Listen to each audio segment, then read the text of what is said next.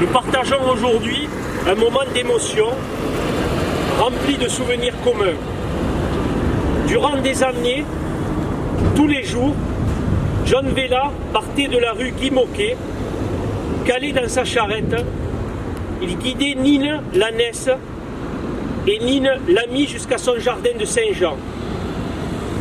Quel que soit le temps, quel que soit le jour de la semaine, ensemble, ils passaient par là, tranquillement, prenant le temps de répondre au coucou des enfants et au salut des amis.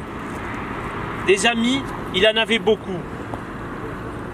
Tout Port-de-Bouc se souvient de John, de sa silhouette fine, de sa voix douce, de sa casquette calée entre ses deux oreilles, de son visage d'enfant effaçant ses rides, de son sourire sincère, de ses yeux plus clairs que la Méditerranée, qui relie ces deux ports d'attache, l'île maltaise de Gozo et la presqu'île française de Port-de-Bouc. Mais qui connaissait vraiment M. John Vella? Qui savait que derrière son humilité et ses paroles sobres se cachait un héros qui, à la gloire, préférait la justice sociale? Qui était informé des épreuves traversées tout au long d'une vie rude? Qui était au courant de son engagement syndical et politique, de ses actes de courage, de ses faits de résistance? Ses camarades, bien sûr. Quelques membres de sa famille, sûrement. Mais le temps passant, pour l'immense partie de la ville, très peu de gens savaient. Oui, trop peu de gens ignorent que citoyen britannique maltais, John a fui la misère pour devenir docker sur les quais de Caronte en 1925.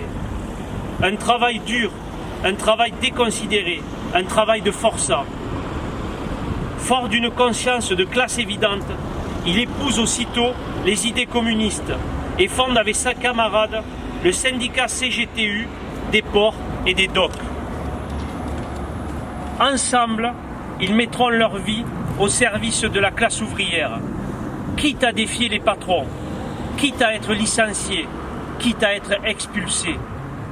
Comme en 1932, quand les patrons irrités par la grève des salaires font intervenir les gendarmes qui tirent sur un docker. Puis ils licencient à tour de bras, emprisonnent les syndicalistes et expulsent les immigrés. Quelques années plus tard, c'est le Front populaire. Mais la Deuxième Guerre mondiale met un coup d'arrêt à cet immense espoir.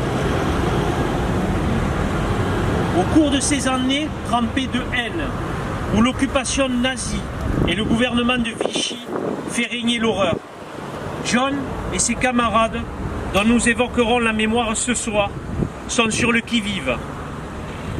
Décision est prise de s'organiser, de résister coûte que coûte. Nous sommes en 1940.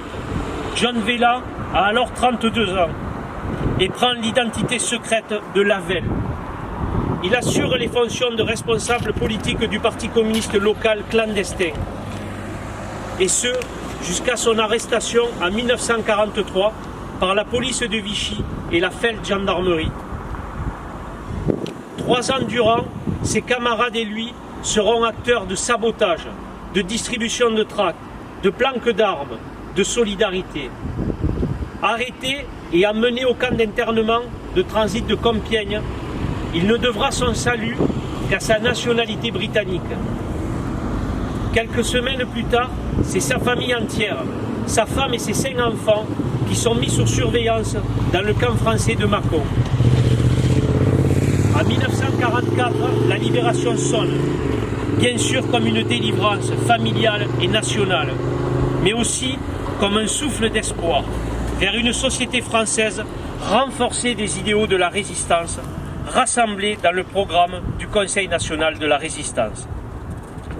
Ces idéaux pour une vie meilleure, solidaire et fraternelle, imprègnent la reconstruction de la ville de Port-de-Bouc, qui a choisi d'élire une liste majoritairement communiste dès la libération. Comme vous le savez, cette liste était conduite par René Rieubon lui-même, jeune résistant de 26 ans. John, à ce moment-là, reprendra ses outils de docker et continuera son combat avec ses camarades. Toujours dans l'ombre, toujours simple et discret, toujours humble. Je pense sincèrement que cette modestie, partagée par les résistants et personnifiée aujourd'hui par John Vella, est un gage d'efficacité et de perspective humaniste. Hier comme aujourd'hui, malgré des conditions politiques différentes, nous avons besoin d'avancer sur un chemin de résistance en inventant des solutions altruistes et bienveillantes. C'est pourquoi nous prenons soin, ici à Port-de-Bouc, de transmettre la mémoire de nos résistants en général et aujourd'hui de John Vella en particulier. Ce soir, nous aurons le grand honneur de lui remettre la croix du combattant volontaire de la résistance à titre posthume. C'est aussi une revanche sur le refus de sa naturalisation française que lui signifie l'administration. À lui, le combattant humaniste. J'émets avec vous le souhait que cette médaille dépasse le cadre symbolique. Je souhaiterais qu'elle soit à l'origine d'une prise de conscience citoyenne, notamment auprès des jeunes. Je souhaiterais qu'elle nous inspire des réflexions individuelles menant à des rassemblements collectifs pour hâter un avenir où les richesses de ce monde soient équitablement partagées à travers toute l'humanité, dans la liberté et dans la paix. Je vous remercie de votre présence, de ce premier hommage, et je vous donne rendez-vous ce soir pour un hommage plus solennel. Merci.